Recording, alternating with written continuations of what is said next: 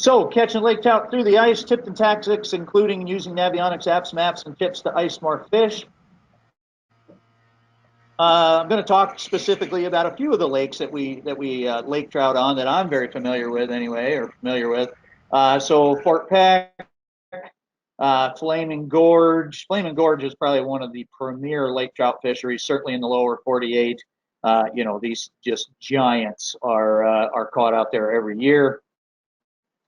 Of course, Lake of the Woods, some of you would be familiar with Lake of the Woods. One thing you notice on these pictures as I scroll through them is how different these fish look out of different bodies of water. Up in Manitoba, another great fishery for lake trout up there. So lots of places through the ice belt where we can go and ice fish lake trout. So tonight, what I'd like to discuss is we're going to talk about the fish. A little bit about the fish. We're going to talk about tackle. We're going to talk about technology. And then we're going to talk about taking care of the fish, whether you're preserving it for a trophy or going to clean it and cook it. So lake trout are actually a member of the char family. They're not necessarily a trout. When you get into the differences between trout and char, it's pretty subtle. Lake trout are the largest member of the char family. Char are basically distinguished that the spots on a char are going to be light colored and not black, like on a brook trout or a rainbow trout. So,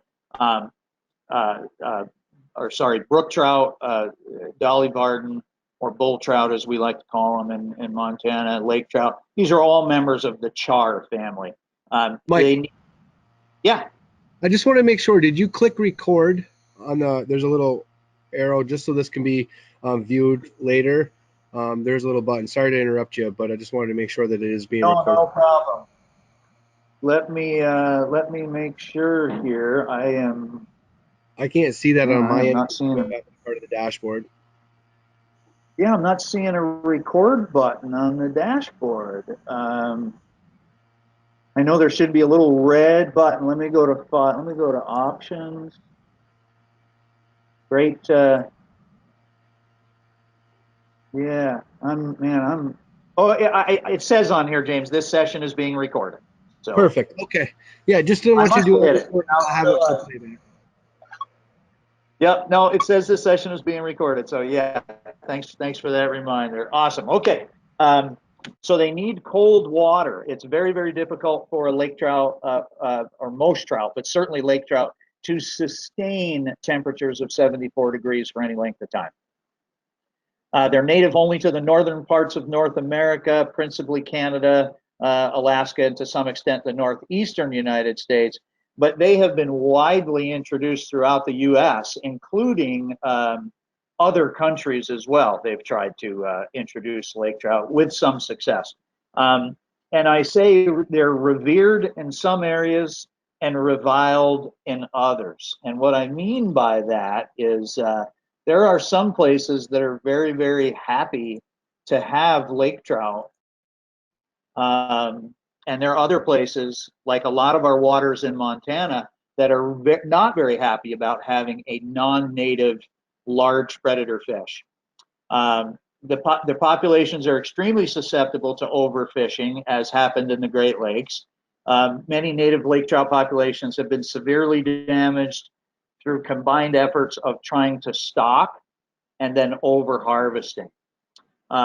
We look at Yellowstone Lake and Flathead Lake in Montana, and it seems that the more of an effort to gill net and remove fish by harvest, the fish are responding to that. They're maturing earlier. They're coming into their spawning age at an earlier age. They're laying more eggs. They're protecting themselves as a species. So certainly, while they may be subject to overfishing and overharvest in some areas, the proof in Yellowstone Lake, since 1994, they've been gill netting the snot out of them, and yet it seems like they haven't even put a dent in them. So take that as it is. Record weight of a netted fish was 102 pounds up in Canada. 50 inches long. They're slow growing. A lot of our, as an example, a 36-inch fish in Flathead Lake is going to be over 30 years old in almost every water. We've caught many tagged lake trout that were tagged in the mid 90s, and they have shown to be in that 30 to 36-inch range. They are 25 to 35 years old. The largest caught on a rod and reel, according to the IGFA, was 72 pounds, caught in Great Bear Lake in 1995 with a length of 59 inches. A 5-foot long trout, 72 pounds. Crazy, crazy.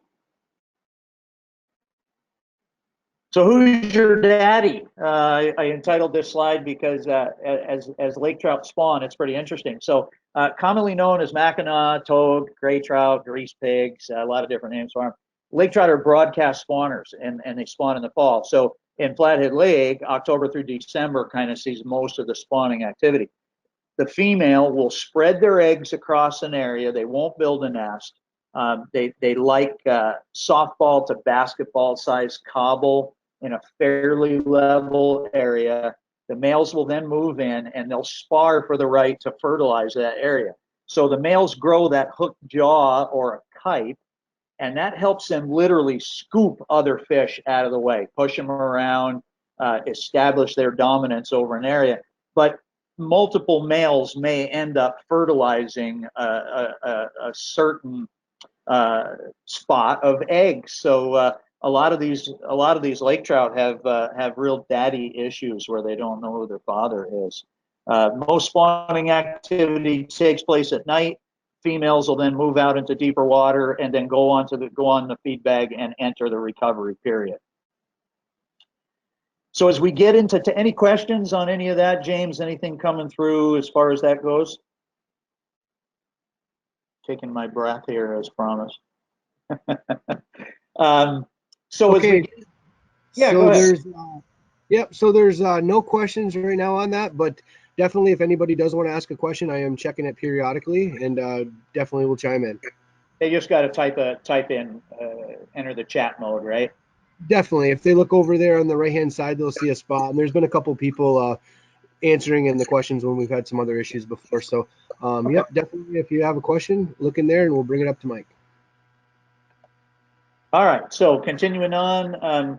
So when we get into the tackle for lake trout, a lot of times we're fishing lakers in deeper water. Now, to me, deep water is 80 feet and beyond. But a lot of folks in the Midwest and the shallower lake country, 30 feet is deep water. So a lot of times when we're ice fishing out in these western basins for them, we find them in 30 to 80 feet of water. And in lakes, depending on the forage, they can be caught in water less than 3 feet deep. Bernie Keefe did a great seminar back in December, and he really explained it well, is that, is their bait fish, are they shallow water bait or are they deep water bait? In lakes that kokanee is the main forage, kokanee suspend out over deeper water. So those lakers most of the time are going to be out over deeper water eating on kokanee. But if it's yellow perch or suckers or brown trout that they're eating, those fish tend to inhabit shallower areas. That's where they're finding their food. So then you'll find those lake trout in shallower water. So you got to know the forage in the lake you're in. And one of my very first lake trout caught through the ice was in less than 3 feet of water with a whole bunch of ice, and I couldn't get that fish turned up the hole. It was just its tail was banging on the bottom, and you got to be able, if you're going to do that, if you're going to fish a longer fish than it is deep, you better have good strong tackle to force that fish's head up into the hole. So for deep water fishing, I've always preferred no stretch braided line. 15-pound test minimum with a 15-pound fluorocarbon leader. If I'm fishing less than 15 feet, then I want monofilament, because that stretch in the monofilament in that shallower water is critical. You've got to have some give, otherwise something's gonna give. The trouble with braided line outside in cold water, as any of us that have used it, it ices up, it soaks up water. It can really be a hassle to use braid outside. And then swivels. I always use a quality ball bearing swivel, whether I'm tying a leader or not. I incorporate a swivel just to help, keep the lure from getting too spun up, getting my line all messed up. So let's talk about line. Yes, I'm a clam guy. I'm a ice team guy, but I know good product when I see it. I don't use things guiding that isn't going to work. I'm not going to use a product. I'm not going to endorse a product that I don't personally use and believe in. And if you haven't tried the new line of Frost line by Clam Pro Tackle, you really should. Made by We have, Sunline. Yeah. sorry about that. So, what's the main forage in Fort Peck, or what depths are recommended? This is by Josh. Sure, Josh, and I'm going to talk about Fort Peck specifically as we get in here a little bit. But in Fort Peck, it's Cisco's, which are a lake herring. They are very into understanding the forage base in Fort Peck. So they don't just plant fish, but they worry about the forage base. So their Cisco program is on point. Everything in Fort Peck pretty much eats Cisco first, and then, to another extent, the other rough fish. So Cisco is your main forage in Fort Peck, and you'll find Cisco's extended over deep water. You'll find Cisco's coming through our spear holes in 12 feet of water. And a lot of times those Cisco's get pushed in shallow because of the lake trout pushing those fish up against their structure so they can feed on them. So, but in Fort Peck, it's Cisco, Cisco, Cisco. Uh, Excellent. yep. Getting back to the line, if anybody's ever used Sunline, Japanese line, it's some of the best line you can buy. Tournament anglers swear by Sunline. The one thing about the Frost line is it's very accurate in its line test rating. So, some guys have used the 4 pound and find that, it's not gonna hold up to a 5 pound smallmouth or an 8 pound walleye. It's a lot of 4 pound line on the market is more like 6 or 8 pound breaking strength, because manufacturers don't want their line to break on anything even close to what it's rated at. So that's another thing that I like about the Frost line, especially in the monofilament and the braid, is you compare their 4 pound Frost to 4 pound strand or any of that other stuff, and you will notice the difference in the line.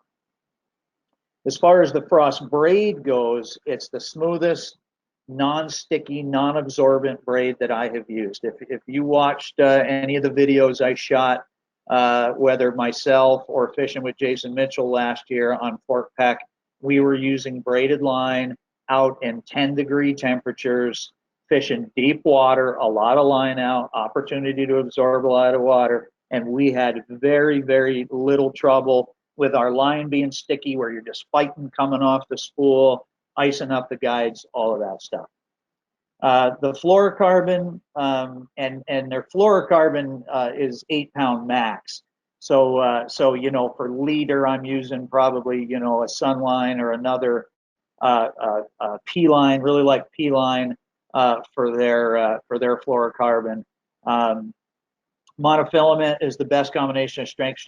I'm just sold on the Frost line, and I think if you give it a try under correct circumstances, you're going to be sold on it too. Another company, their tagline is always use the best line. And I like to say, if you're noticing your line while you're fishing, then it's not doing its job. If it's coiling, if it's sticking, if it should be seamless. Your line should be the last thing that's giving you a hassle. So if you're noticing your line, then it's not doing the job it should be, and you should try something else. You should only notice that it's not giving you any trouble. When we get into rods and reels, the debate about bait casting or spinning or jigging, You know, so bait casters and spinning reels, they both have their place. For me, when I'm using shorter rods, I just prefer the feel of the reel on the bottom of the rod. It just feels more natural to me, more balanced. Um, there's certainly more rod choices when you're buying a spinning rod. Jason Mitchell's Max series offering some very nice bait casting rods. They have the spiral wrap, so the guides start on the top, but the final guide is actually underneath the rod blank. So it loads up the rod really nicely. Uh, your bait casting reels, you have a line counter option on a lot of them. This is a great backup plan to have if your depth finder quits, or if you don't use a depth finder, you know that you're getting bit at 62 feet of line out, you just go right back to 62 feet.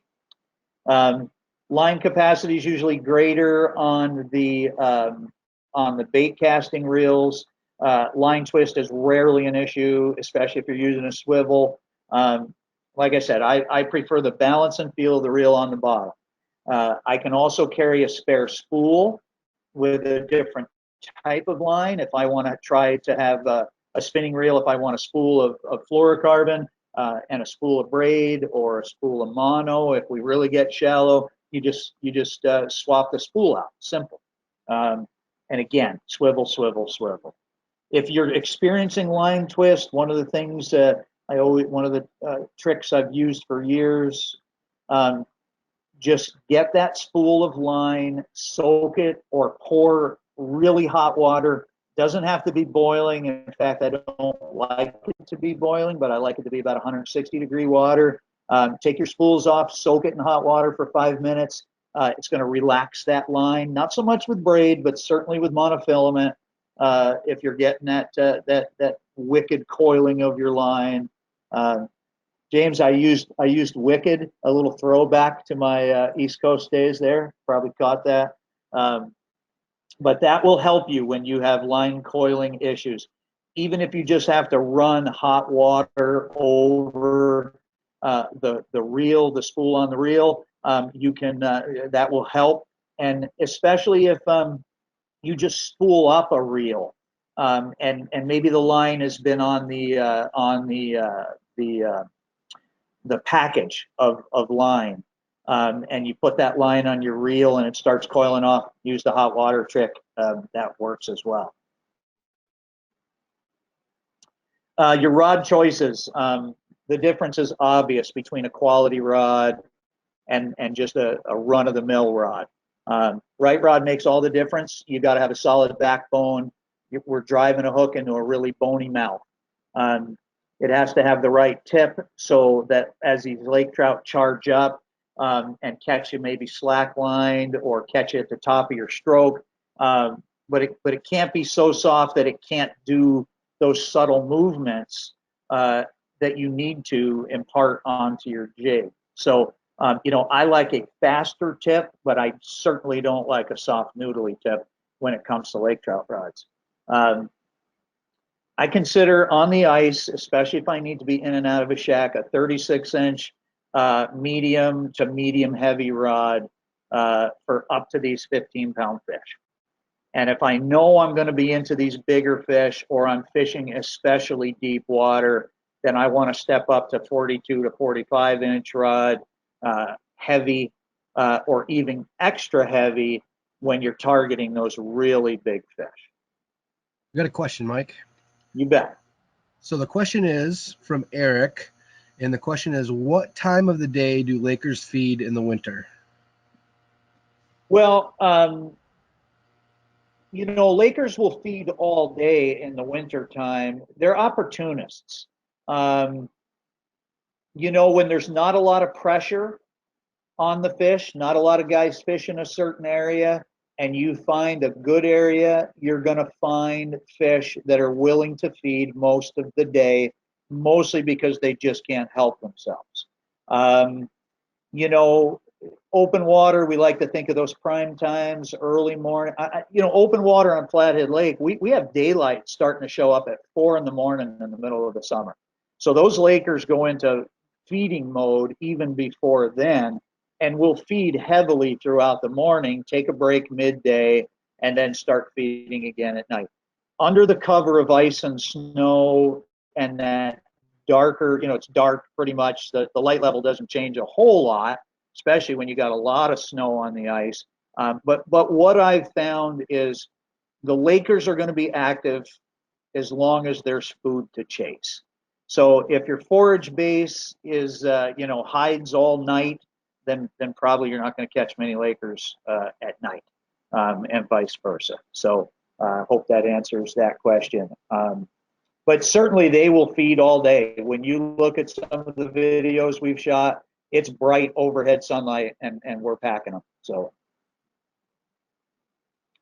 back to the rods, some of my personal favorites, the Clam Ice Team Pro Series Ross Robertson, 36-inch. In a couple different catalogs, it's called a couple different things, but it's the Great Lakes walleye rod that has Ross Robertson's signature on it. That is my favorite blank right now. That rod blank will handle any lure that you want to fish lake trout or big walleye with. I'm not a huge fan of the handle. I like a longer handle, and you're going to see in some of the pictures I'm going to show you here what I'm talking about. I really like, on a budget, I really like the Dave Genz split handle series, and then the new Jason Mitchell Max series. Not new, it's been around a couple of years. Shorter rods, obviously, when you're inside shelters, and you don't have a lot of overhead room to set the hook, shorter rods are going to be better. Obviously, your favorite open water jigging rods are fine if you're outside and have the space. What I find is those longer rods are just a little bit awkward when you're trying to land the fish yourself. You got to have that rod way overhead so you can be next to the line and reach down and grab the fish. You got somebody there to help you. Obviously, a 6 or 7 foot jigging rod, you're going to have more power on that fish. I do find that with a shorter rod, I can react a little bit better when the fish go nuts on me right at the hole, because you're not dealing with 6 foot of stick. So here's a picture of basically my 5 favorite lake trout rods for ice fishing. Starting on the left, that's that Ross Robertson rod I was telling you about. It's just got a small handle.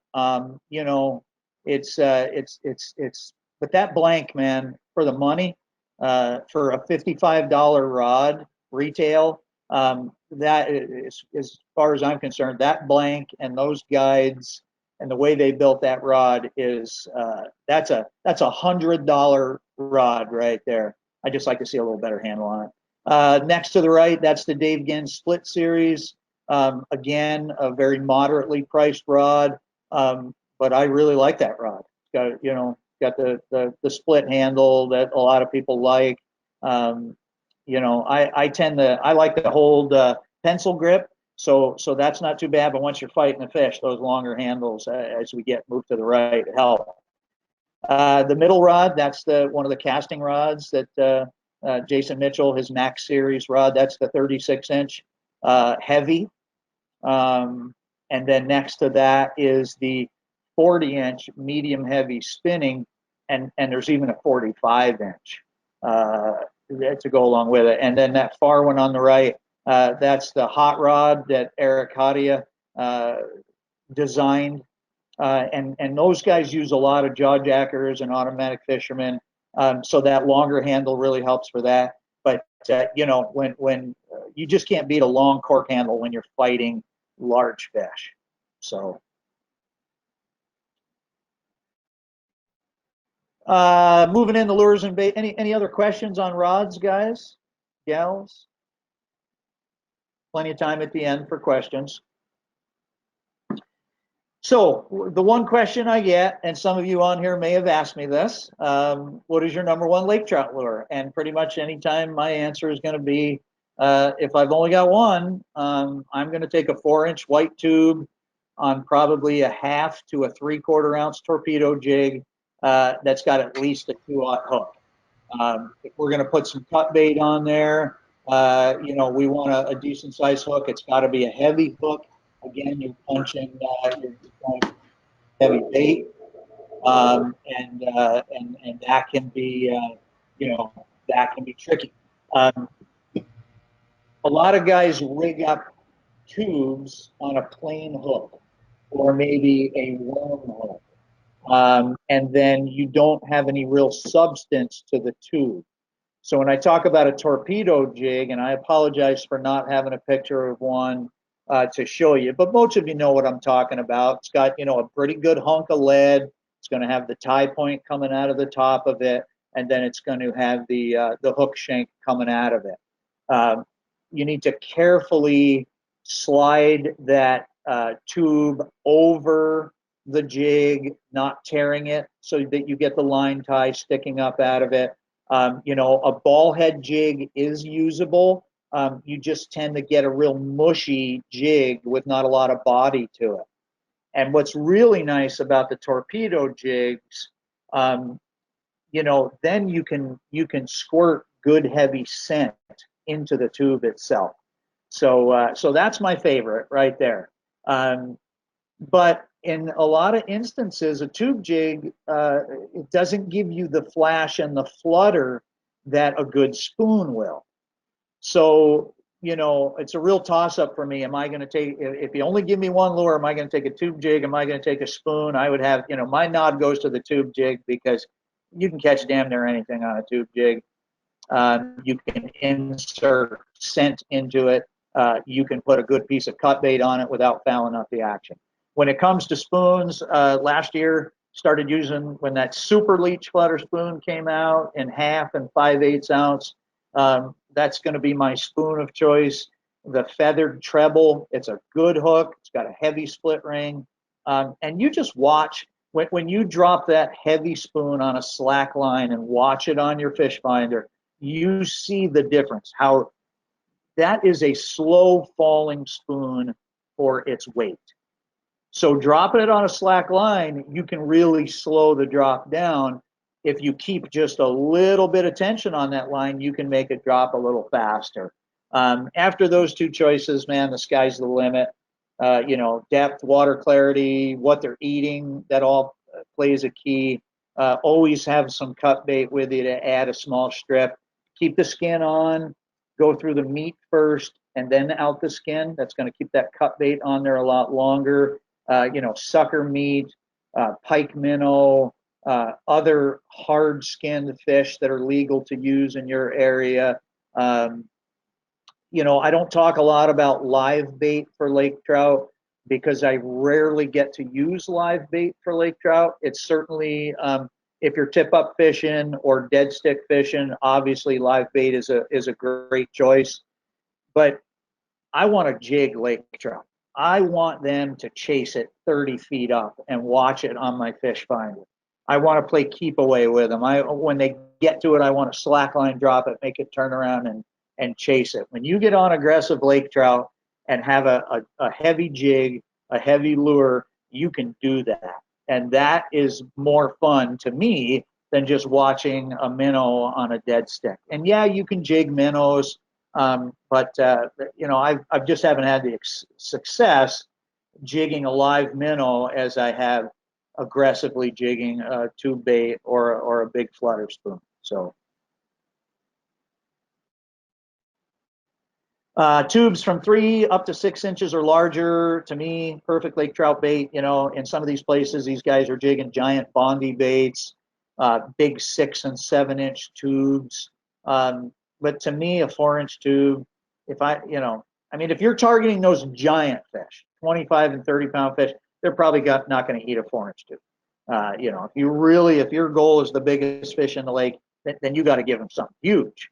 They're eating 3 pound suckers and 3 pound whitefish. It's going to be hard to match that forage until you're into that live bait, big sucker minnow down there suspended, so they can see it. And then the large flutter spoons like the super leech spoon. That color on the right there, that rainbow pattern was just dynamite for us on Fort Peck last year. The silver with the red, the silver with the green, they all worked. But that rainbow pattern was dynamite. And those of you heading out to Fort Peck for our tournament next week or in a couple weeks, what have you, we do have a good supply of those there at the Lake Ridge if you can't find them anywhere else.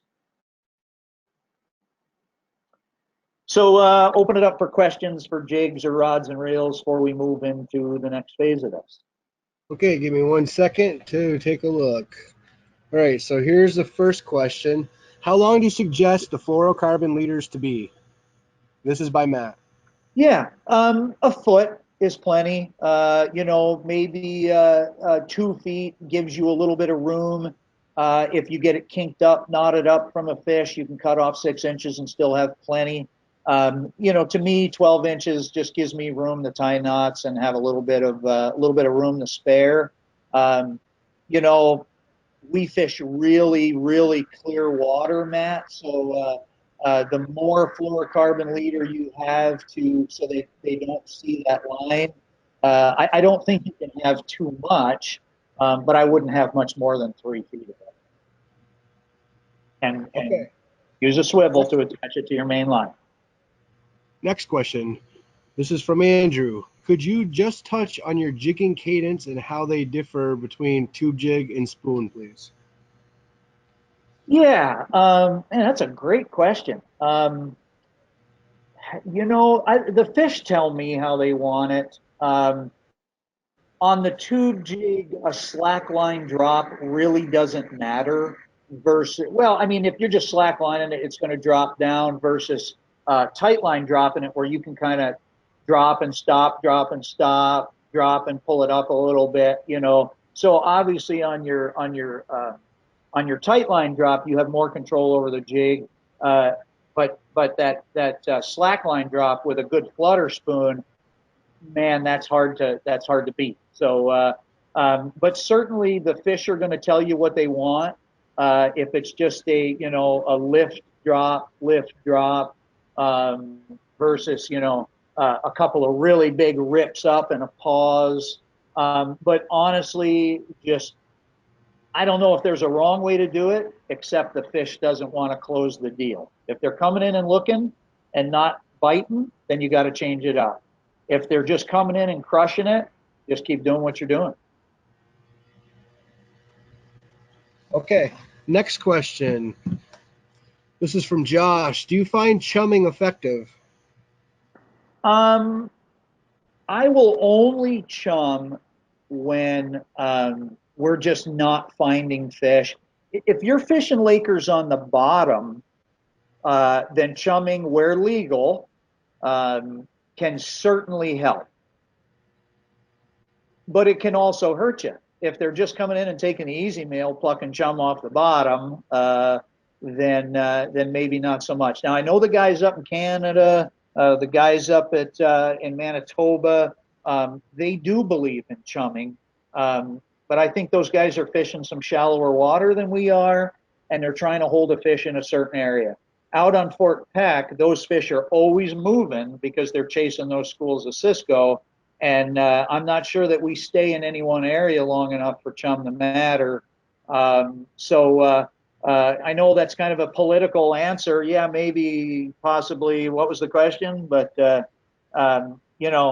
it certainly can't help to try it if the bite isn't what you think it should be. Okay, this question's from Nick. It's, hey Mike, what is the best scent that you found that works? What do you prefer?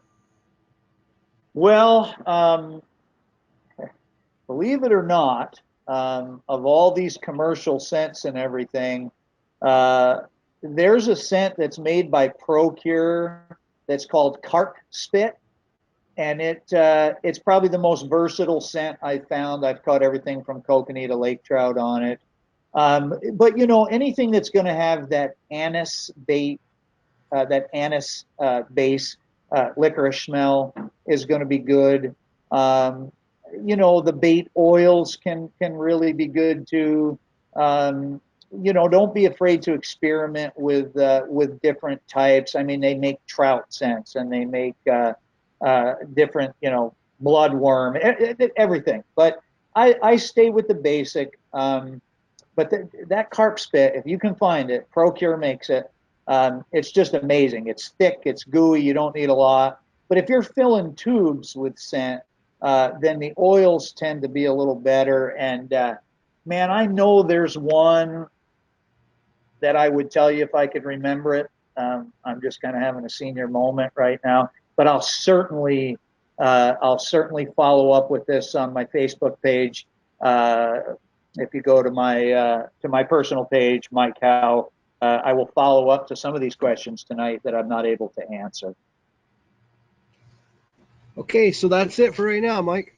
Okay, awesome. Let's step into to sonar and mapping.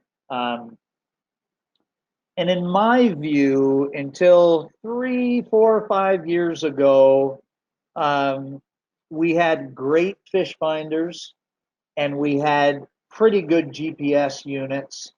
Um, map chips have been around for a while.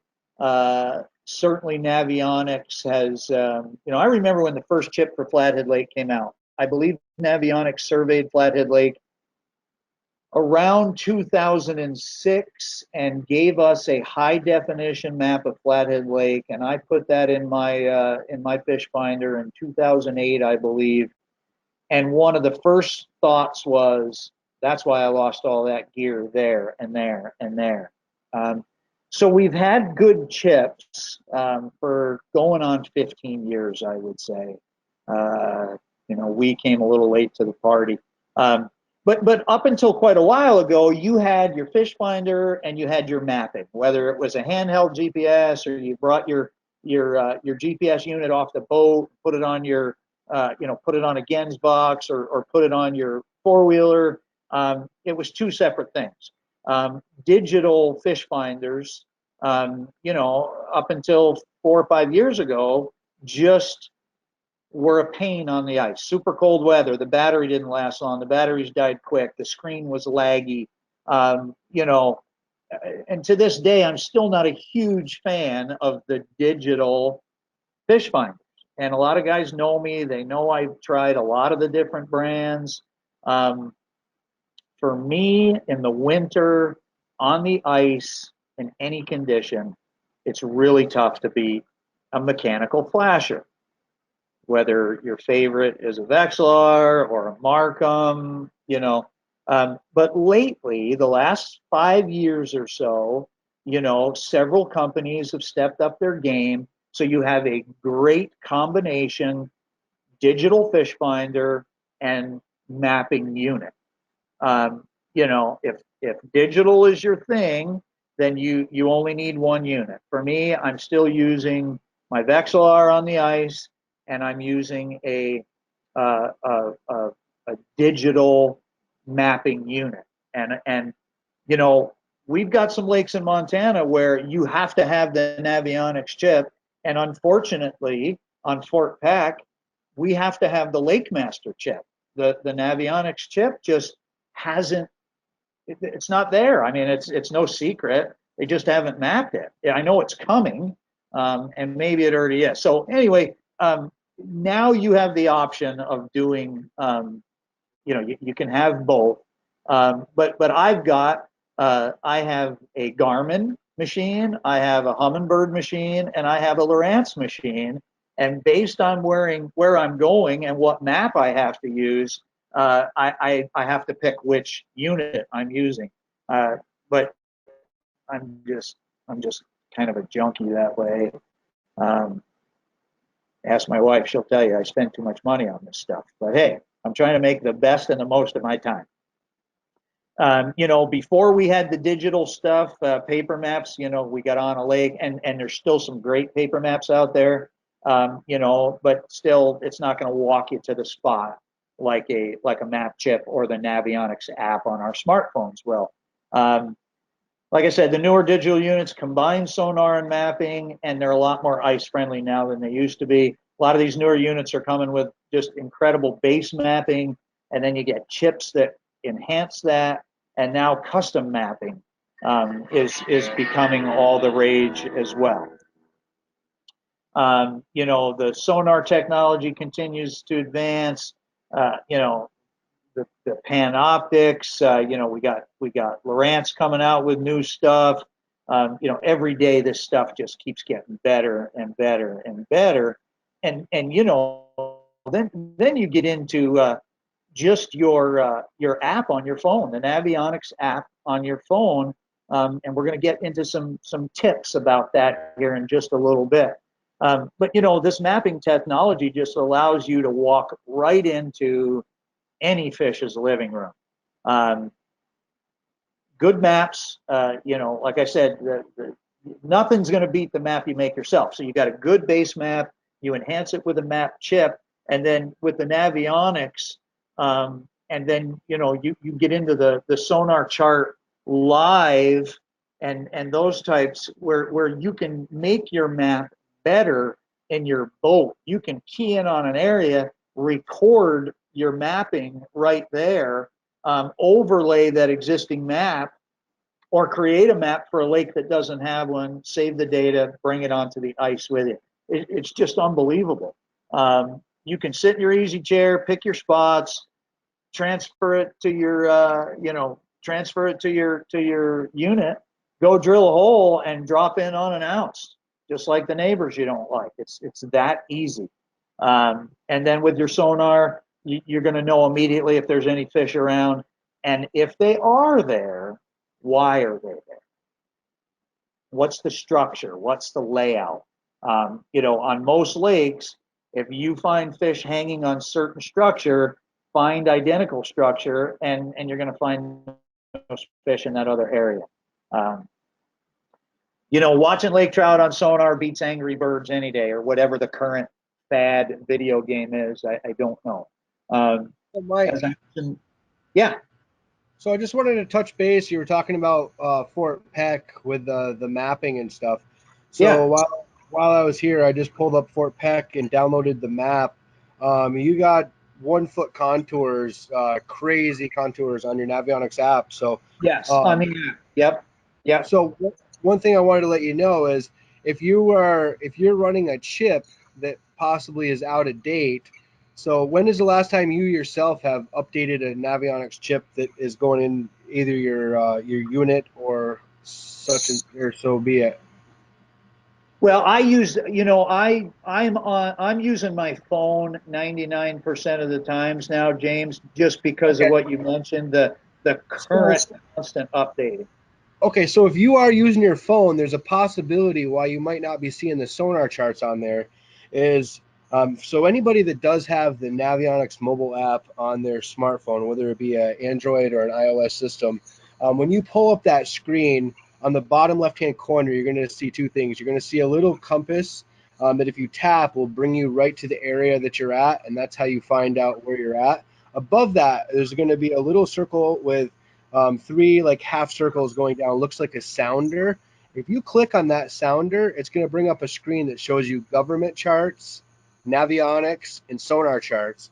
If your sonar charts are not enabled, you're not seeing the latest and the greatest that we have.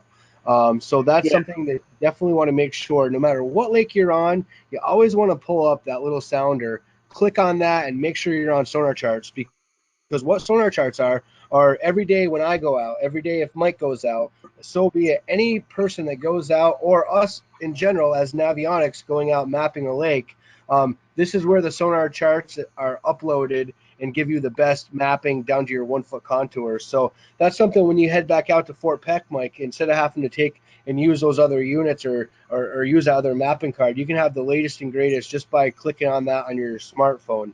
And yep. that might make a big difference for you. You're going to be pretty excited to see what you're going to see there, I think. Yeah, no, exactly. And you got just a little ahead of me, Jamie, because I actually have some screenshots of the difference between the sonar chart screen and just the regular mapping. So in another couple slides, I'm gonna actually go into a little bit more detail on that. Um, Okay, I just when you said that you didn't find Fort Peck on there mapped, I just wanted to make sure that you knew that it was on there. That's yeah, all. yeah, no, and I appreciate that, and I, you know, because that's been the rub, and I'll go there. Maybe I shouldn't, but a lot of guys have gone to the in the last few years. They went to brand H for Fort Peck. They moved away from Lawrence and moved over to Humminbird, because of the better map. And now with the updates to the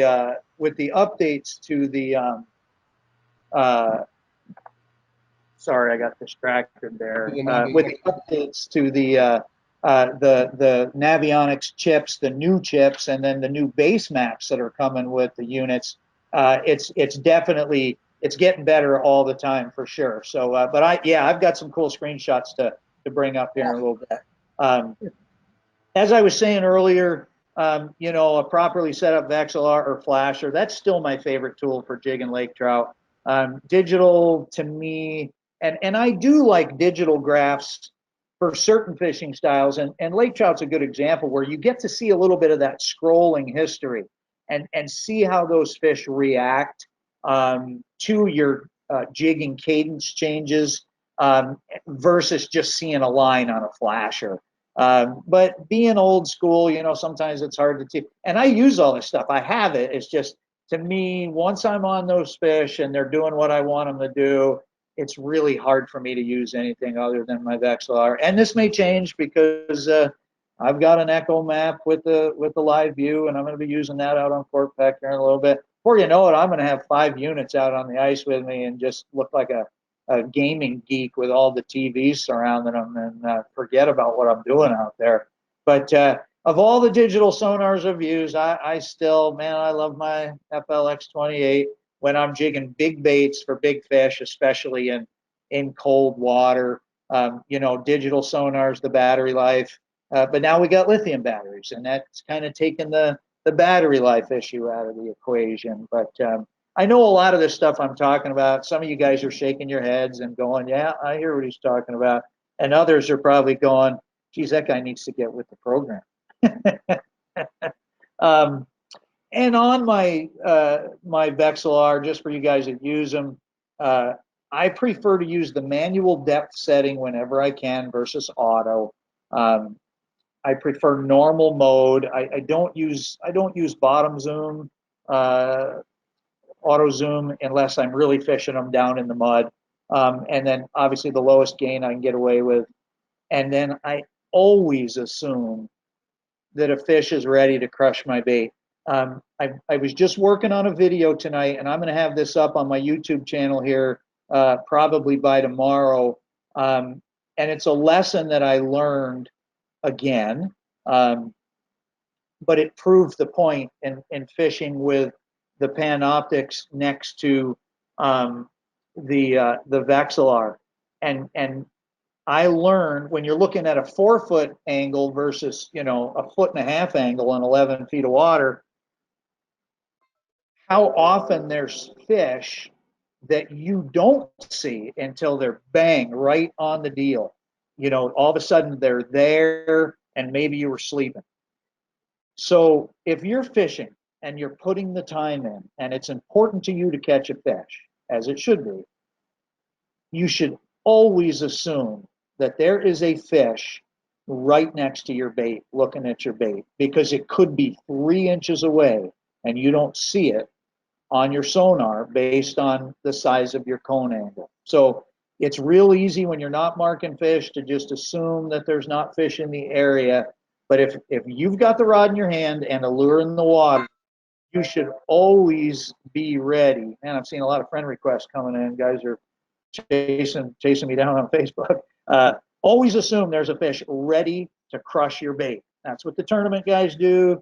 That's what the guides do to make sure that their clients are ready to catch fish. If you just got a rod on a bucket and reaching for a beer, cup of coffee, what have you, I get it. But man, if you're out there and catching a single fish or catching 15 fish is important, make the most of your time and always be locked and loaded to catch that fish. And you're going to see a example on this video I'm going to post where a northern comes in, catches me completely by surprise, so fast, but I was on it. I reacted, and it was just a hammer handle, and I didn't want to catch that fish. And I was able to, I pulled it away fast enough where you'll see I had him, and then he barely got hooked, so I was able to pull away, and it wasn't an issue. So anyway, little detour there. And then lastly, we fish a lot of steep drop-offs for Lakers, so you need to understand the process of dead zones, how sonar cones work. If you're on a steep drop-off, that sonar cone is going to hit the closest reflection and then bounce off of it. Well, if you're on a real steep drop, you got a whole bunch of dead water there that you're not seeing. But that's another topic for another day. Always be ready for a fish to come in and hit your bait. So, you might ask, where do you start? And I always like to say that, like most fish, lake trout, where you find them. They chase bait.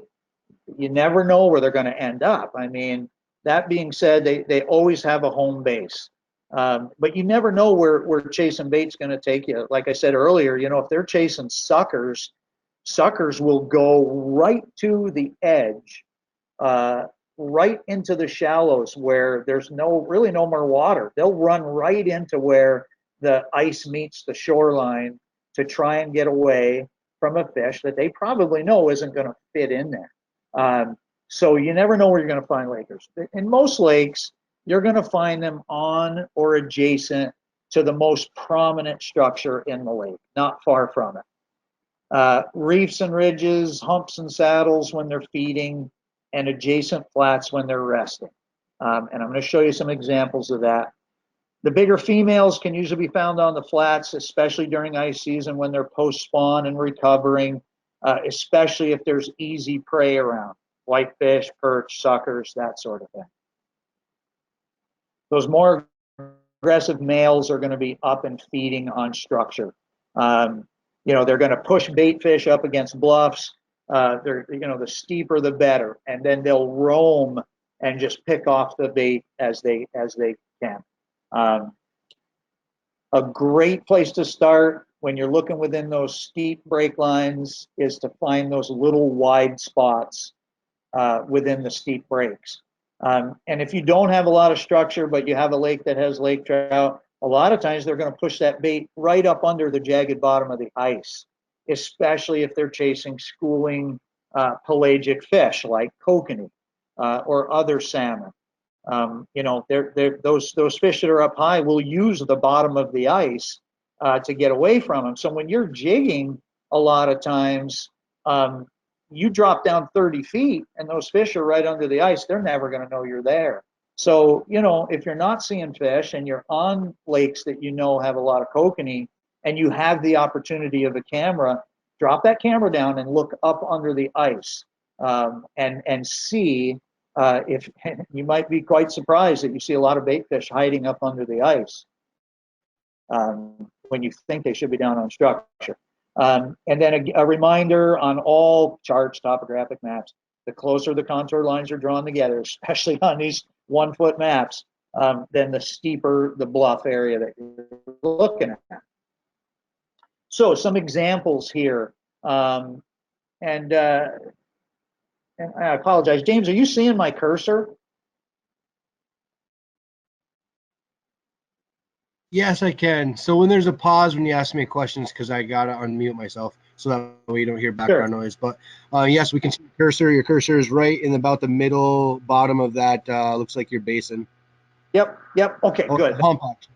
About the highlighter on the webinar. Yeah, don't put the highlighter on because a lot of times it stays on. I just use your cursor. It works the best. Perfect. So those of you that have fished Flathead Lake will recognize this. This is Woods Bay Point. I spend a lot of time here, especially midsummer. There's not a lot of structure like this on Flathead Lake, believe it or not. It's typically steep shorelines. They just drop and go to 100 feet. But this is the outer tip of a point that comes out. You'll see down here 196 feet of water. And from here to this 15 feet up on top of this hump is less than a quarter mile. It's probably more like an eighth of a mile. So this area in general is just a lake trout magnet. They've got access into deeper water. All of this out here to the right of the cursor drops to over 200 feet of water. Over here, it comes up on a little more of a hump.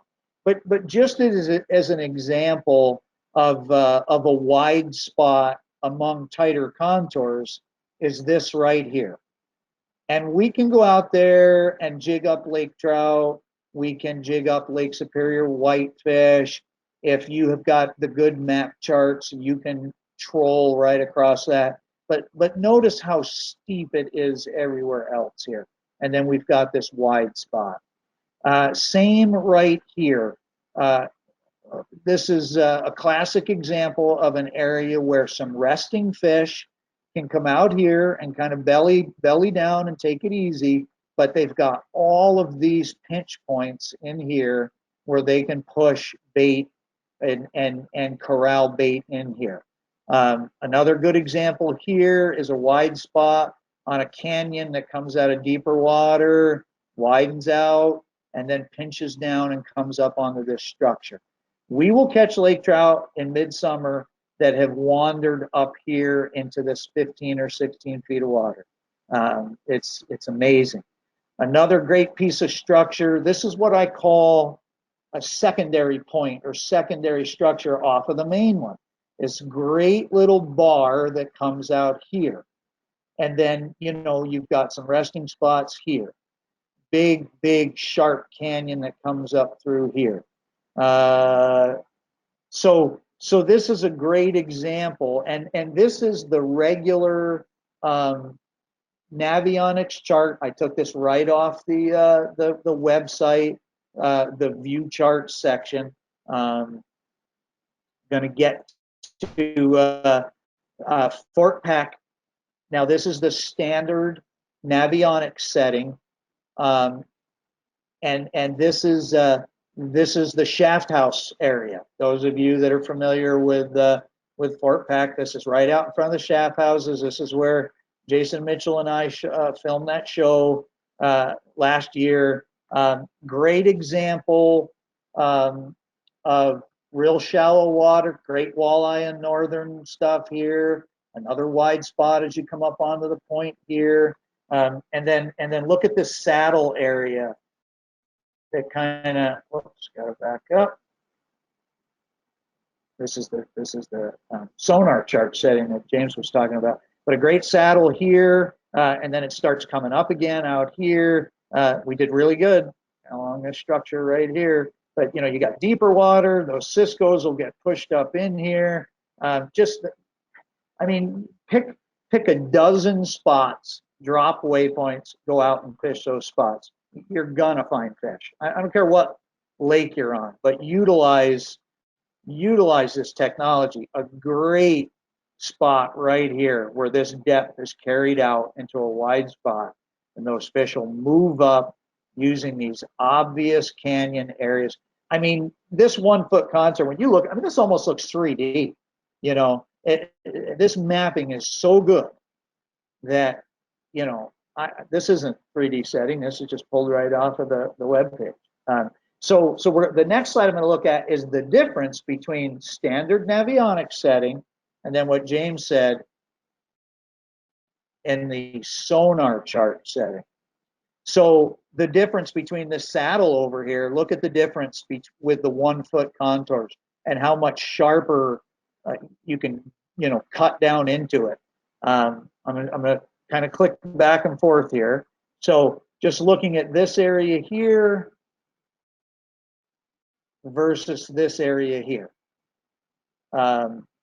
This area here coming off versus the detail of that same area. It's pretty phenomenal. So when you're, and then I got one more, and this is a screenshot I took off my phone, same area.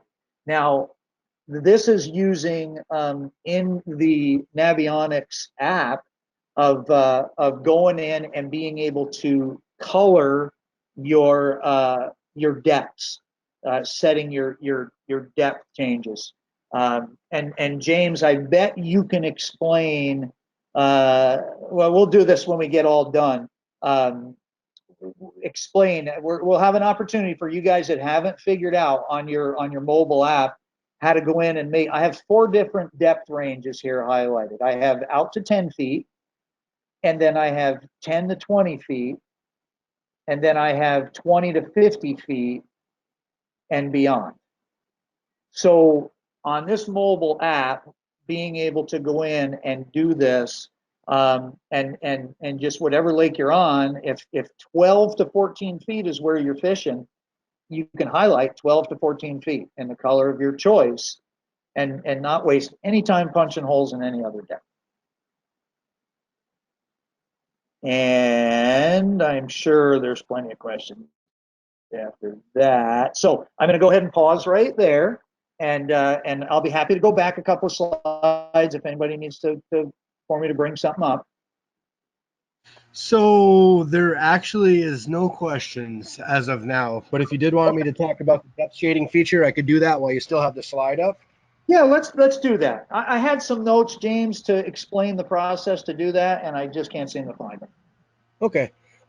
So if anybody's there, some people might be actually looking at their phones watching this webinar. But if you're not and you're on your computer and you do have your phone, I can give you just a second while I'm talking to get out your Navionics app, and we could go through this. And if not, I can kind of show you. I can't take control of the screen and mirror anything, so unfortunately we can't do it that way. But I can walk you through the steps and let you know what you can do to do it. So if you have pulled up your Navionics app, which I'm going to do myself on my smartphone right now, I go to the boating app, and now that I'm in the boating app, I'm going to click on the menu. So as you're looking right down here, you can't see my cursor, but if you look down at the bottom of the screen here, you can see the screenshot of Mike's phone. You're going to click on menu. So you're going to click on that menu button. And when you see that menu button, it's going to bring you up to another screen. You're going to scroll down to where it says map options. So when you click that map options, it's going to give you a whole bunch of things. Up top, it's going to ask you a few questions, like if you want no overlay, satellite overlay, or terrain, north up, heading up, and that. But what you're going to do is you're going to scroll down through all of that, and you're going to get down to something that says fishing ranges on your phone. And what you're going to do is you're going to enable that. It's just a little slide bar that you can just tap on. When you tap on that, that enables the fishing ranges. And when you do that, if you scroll down a little bit further, you're going to be able to name that range. So what I tend to do is I'll name that range what my depth is, or you could do it for your species. So if you were fishing and you wanted to break down a lake, say this is crappies, this is lake trout, this is this, you could do it that way if those are in specific areas of water or specific depth ranges. But I personally will just break it down as maybe 0 to 20 feet, 20 to 30 feet, 30 to 40, and it could be 26 to 36. It could be 26 to 28. If you're specifically looking for something that close, and a lot of the times when we're fishing on these lakes, we might find in one of those plateaus that, okay, the fish are in 28 feet of water holding on that shelf. So we really just want to know where that 28-foot shelf is.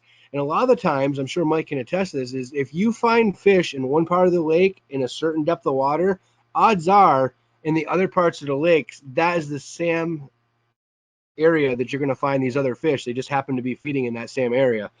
So what I'll do is there's a little slide bar there, and it's as simple as clicking on the button or sliding the bar to say 20. I'd probably do 26 feet to 28 foot. And then you can pick a color. As you see, Mike's got 4 different colors up here. So say I picked pink for my color, and that would be my 28 feet of water. Or actually, the orange looks more like something that you'd see if you picked like a 26 to 28 foot.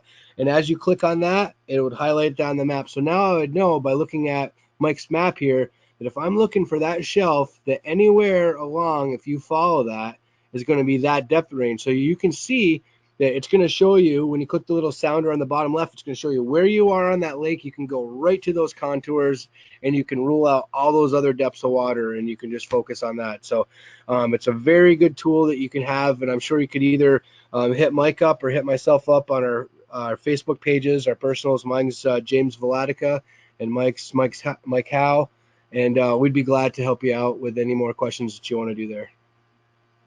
Yeah, absolutely. It really, especially for guys that struggle seeing those contour lines like I can, and even you just looking at your phone in bright sunlight or what have you, um, this is a this is an amazing upgrade to. This is fairly new, I believe, being the fishing ranges option. And I was just looking at mine. You can select different ranges, name them, set whatever depths you want. The thing to keep in mind is um, this will stay the same no matter what lake you're on. So you may have one lake where you really want to highlight three different ranges. You may have a lake where, like James was saying, you just want to look at 26 feet, find every spot 26 feet. But a lot of ways you can customize this for your own doing, and you are in that sonar chart setting. If somebody updated a map 20 minutes ago and uploaded it to the Navionics website, you will see any updates that they may have shared. So good stuff. Good stuff. So we're getting kind of towards the end here, and I'm just going to talk about a few additional resources. Um, Lake Trout, Google Maps, the pro version, where you can go in and you can look at all the different timelines. Um, somebody unmuted a mic, and there's some heavy noise in the background. I don't know if it, yeah, there you go. Thank you. It may not be the best option for deep water fisheries, but some places where you can look at a map going back to the early 2000s that maybe now is 30 feet deeper. Classic example is Devil's Lake. You can go on Google Maps Pro and look at satellite photos going back to the mid 90s. And you'll see areas on Devil's Lake that were dry when that photo was taken, and now you're fishing those flooded trees in 20 feet of water. So it's greater. It's a great option for more shallow water stuff. But in some lakes, the shallower lakes where you're going to find lake trout, you'll see that shoreline structure as it fades to deeper water and in some break lines. It's a really great resource for shallower bodies of water. Maybe not so much for lake trout water, but you can go on Google Maps Pro and look at that. That's an incredible option, the timeline option. So let's talk a little bit about trophy care and handling. My motto is do the best you can, and I've gotten some grief from the internet police about how I've handled some fish in the past. Catching a big fish through the ice by yourself, sometimes you can't always make every move perfectly. I've held some big fish vertically that I've released, and that's not always the best thing to do. I get it. Uh, sometimes you just excitement of the moment, whatever the situation is. I promise to do better, and being prepared helps. If you're expecting that you're going to catch a big fish, you should be prepared to care and release. That's my new motto, not necessarily catch and release, but care and release. If you're bringing these fish up from water deeper than, say, 80 feet, I really like to try and rest that fish at about 40 feet.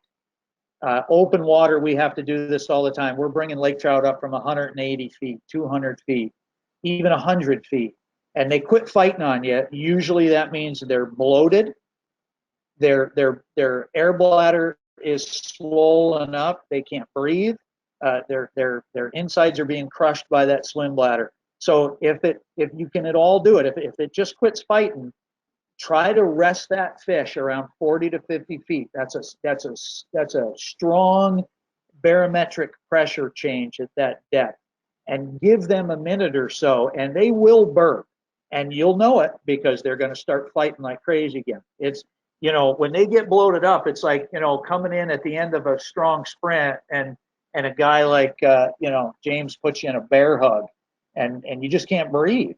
Not that he's ever done that. But that's that's what I'm trying to. It's tough for them to breathe. So when you're bringing them up in deeper water, they quit fighting. Rest them. Let them burp. Let them catch their breath. Then bring them the rest of the way. It's best to boga grips are great. Lip grips are great. What's even better is to have a heavy glove so that you can grab these fish by the mouth and not get teeth. Lake trout have sharp teeth.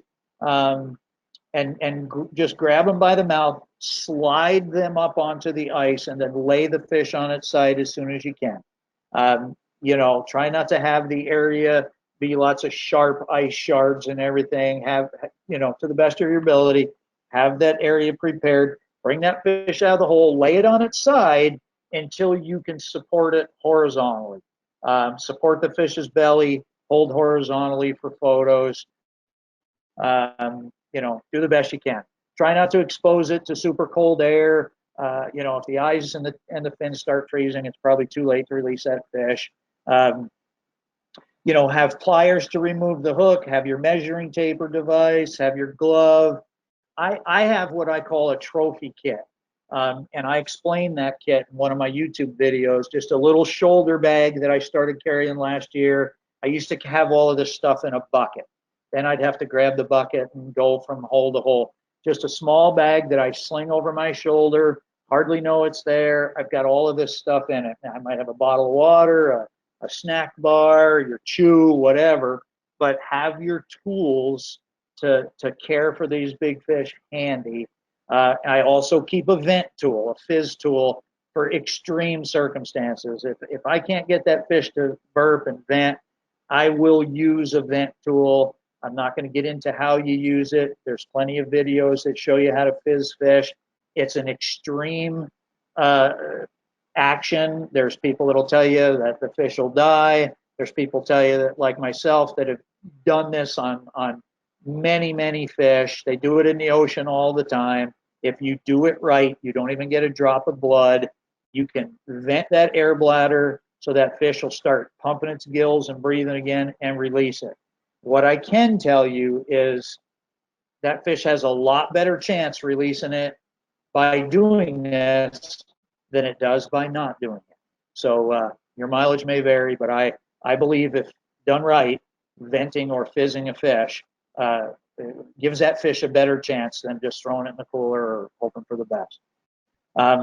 If it's really cold while you're waiting to get your pictures taken, keep dunking that fish back into the water until you're ready to take the picture. And then when you release it, make sure that fish is pumping, tail kicking. And some guys will, we expect to catch these big fish. We want to get pictures.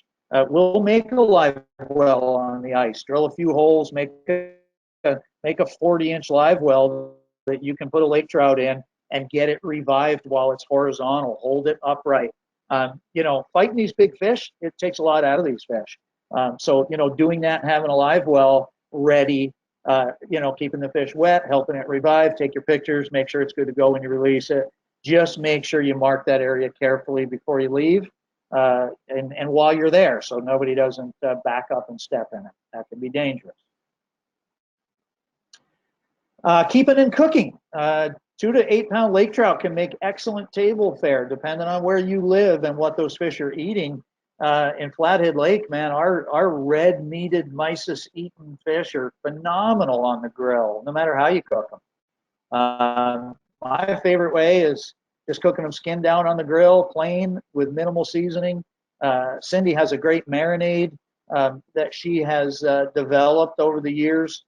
We'll marinate them, grill up the fish with the marinade, and then it's really good cold afterwards. I'm not a real big fan of cold fish, but any leftovers, man, you can just chop up, put it in the food processor with a little mayonnaise, and it's better than tuna fish. Lots of brines if you're going to smoke lake trout, as a lot of people do. A lot of different brines to experiment with, change the taste of those fish.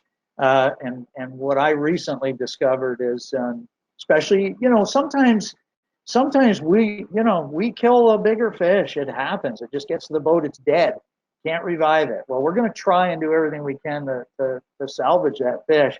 If you have an older fish or some of those fish are a little stronger, soak the fillets, soak your chunks of fish in buttermilk overnight, or even plain milk. It needs the fat, and then bread them up and batter them up and fry them. As in a lot of fish, those oilier varieties don't freeze very well. 30 days, 60 days maybe in the freezer, and they start getting soft and mushy. Um, there's lots of other ways to prepare them. But a lot of people think lake trout are only good for smoking, but I beg to differ, especially in those lakes where they're not eating so much other oily, greasy fish. But if you start getting some good red tint to the meat, especially our mysis, we'll cut a lake trout on the boat and people will swear it's a salmon. They cut so red because of the shrimp that they're eating. Awesome fish to eat.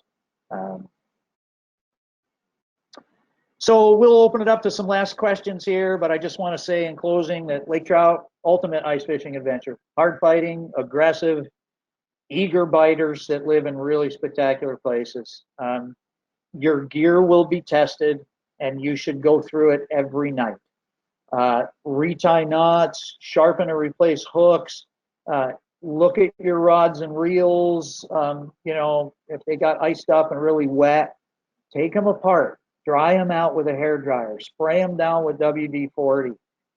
Take care of your equipment. It's going to get abused ice fishing for lake trout. Obviously, we specialize, my outfitting business specializes in lake trout in Montana. I mean, we fish for a lot of species, but lake trout is how we made our name. From Fort Peck to the Flathead, open water and ice. I'd love for you to go to our new website. Got a great new website, lots of info on there. We've got a new Fort Peck page. Not a lot of info on it yet, but we're working on it. And I just want to thank Navionics, and I want to thank James. I want to thank Ice Team. We get the opportunity to do this. I enjoy sharing what I know, whether it's in a seminar or in a webinar like this. I also enjoy learning. I always learn something from other people that take part in these things. So I just, I'm happy to do it, enjoy doing it, look forward to doing it more. Spelled Navionics wrong there. I don't know where my proofreader was for that one, but let's get into, if anybody has any questions. Like I said, app setup, we'll stay, those of you, if you don't have any questions or need to run, that's kind of the end of the program. But if anybody has questions, James and I'll stay here as long as we can to help you answer them. Want to let everybody know, if you don't already know, we're doing the 44 hours of Fort Peck tournament coming up the 1st through the 3rd of March. This is a 44-hour tournament, starts 6 o'clock Friday night, ends at 2 p.m. Sunday. You can come and fish the entire thing. You can come and fish for an hour. The only thing, if you want more information, go to my Facebook page, send me an email. I'll send you the applications and the rules and the explanation of why we're doing it. It's going to be a great tournament. What we've tried to do, it's a big fish tournament. We're going to pay top 3 largest lake trout, northern, and walleye. Kids divisions, we're going to have a spearing division, and the side pot is going to be the 100-inch club. If you break 100 inches with your longest walleye, northern, and lake trout, then you're in the running, and the tiebreaker will be the longest walleye. So we're trying to do some different things. We're trying to do a tournament that maybe helps people schedule it a little better. Not everybody, tournament hours don't always suit everybody. But this is one where, if you can get there and start fishing at 6 o'clock Friday, great. If you can't get there until 4 o'clock Saturday afternoon, you're still going to get almost 24 hours to fish. So I'm really looking forward to it. It's a new idea we came up with over there, got a lot of support. So going to be a lot of fun. So James, let's have some questions if anybody's still awake. Okay, so we got a, let's see what we got here. Well, first we got a thank you from Michael Canavan, longtime addicted New York Finger Lakes Lake Trout Jigger here. Thanks very much for your time, Mike, and shared knowledge appreciated. Question from Josh. The clam ice braid is 50-yard spool. Do you tie 2 spools together, or do you find 50 yards is enough? Yeah, 150 feet. I'm going to make sure that I've got some good backing, and that can be braid. I put backing on everything. I put braid on because braid's so thin. You can spend $50 to fill a reel. But I think for most, certainly for Fort Peck, you don't need to fish 100 feet deep. You may be forced to, if you're forced to fish a certain area, But I think 150 feet for what we're going to do in the wintertime, jigging for lake trout, is plenty. If you're not confident in that, just have a good backing and tie a real good double uni knot to put those lines together if the opportunity arises. At least for a little bit, you might be in the backing. But yeah, I haven't run out yet, Josh, with the 50-yard spool. Okay, next question. This is from Chris. Do you prefer a barrel swivel for a leader or straight tied to your main line? I think we talked about this Always earlier. Always a swivel. Always a good stainless steel ball bearing swivel. Um, that's another one of those things where if you have to think about it, you should have bought the better one. But spend the money on quality swivels, good split Always. ring, good hooks. Always, always, always. You don't want to the fit. You're going for that trophy. The last thing you want to do is have a regret when you finally connect with them. Yeah, for an 80-cent swivel. Yep. All right. So this is from Michael. Favorite lure have been paddle tail swim baits, Lunker City shakers on half ounce to ounce jig heads. So that's just a comment. Yeah. From Mason, how do you register a fish if you put it back in the water immediately? What you want done? Oh, for our tournament, what we're going to do, it's a live weigh-in, and that's all explained in the rules and will be explained in the packet.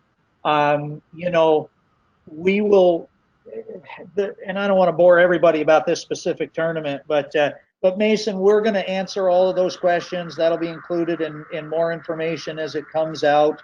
You know, whether you release a fish or not in this tournament, if you enter it, it goes against your limit. That's a deal I had to strike with Fish and Game. We will try to release fish if they're ready. If you care for it well and bring it to us in good shape, we're going to have a spot where we're going to try and revive fish. And if we can revive them and release them, we're going to do so. It's still going to count against your limit, but for this tournament, you will have we're going to have a live call-in number. We'll update the leaderboard so you'll know if you've got to beat 12 pounds, then you don't even bring us a fish that's not over 12 pounds. So that's all in the packet. That's all information that's available on my Facebook page and the Lake Ridge Facebook page and the Fort Peck Marina Facebook page. Dig into those rules, dig into the tournament info, and you'll find how we're going to handle all that. Okay, and last question from Kurt is going to be, do you use any bucktail jigs? Yes, we do use bucktail. In fact, Kit's Tackle, a local Montana uh, jig manufacturer, makes a product they call their glass minnow. And bucktail, it's another great question, man. So bucktail jigs in a pinch, if you're using cut bait and you run out of cut bait, that bucktail hair is helpful. A lot of times a bucktail jig or a feathered treble like on the Leech flutter spoons will help you in a pinch. You don't need bait. Maybe a little scent added to that bucktail will hold that scent for a long time. So yes, there are plenty of times where we will use a bucktail. When we really start getting into fish that are finicky color wise, you have a lot more options in colors of bucktail jigs than you do in tubes. I mean, tubes, you get white, you get silver, you might get coffee, maybe a purple, but bucktail jigs come in thousands of colors. And if you're tying your own, man, the sky's the limit. So, yes, absolutely. Bucktails do have their place. What I find with a bucktail jig is versus a tube jig, when they grab a tube jig and they're tentative and they're not just crushing it, they grab a big rubber jig, it feels more natural than maybe a hair jig or a spoon will. Okay, so I just want to thank you personally, Mike. It's been a great webinar. You did an outstanding job. There's a few things there that I'm definitely going to try on my home lakes here, and just want to thank you very much from behalf of Navionics and myself. And I hope everybody has a great night, a safe and successful season we're coming to the end of the season, and I just want to make sure safety, safety, safety. A lot of times we've had 2 feet of ice, 3 feet of ice, depending on where you are. So we drop our guard. We forget that, that the end is going to be near, and we got to go back to our first ice conditions. Spud bar picks, go with a friend. Let's just make sure we all finish off this season safe and successful. So that's all I want to say, and I hope you guys have a great night, and look forward to seeing you on the water. Awesome, James. Appreciate your help and your time. And yeah, and so for anybody that's still listening, my Facebook page, Mike Howe, you should see the logo. That's my license plate that says Howe's Fishing. I'm not the drummer for Metal Church. I'm not the water control guy in Phoenix. There's a lot of Mike Howes out there. Our business page is Howe's Fishing / Able Charters. So sometimes you got to kind of type more of that in. You get to our business page. And then another Facebook page that I started this winter is the Ice House. And house is spelled like my last name, Howes. And I put a lot of notifications. It's not a chat Facebook page. It's not a what's the best boot, what's the best fish finder. I just put info up there. I share info, share links, share stories. It's information that you may not find on an ordinary search. I've got some odd search terms set up. So I use that to just try and disseminate some cool, helpful information. So anyway, that's all I got. Get with me on Facebook, message me on Messenger, what have you. It's been fun, and hope to see you guys on the ice. And I know I'm looking forward to seeing a bunch of you at Fort Peck. So good night, everybody.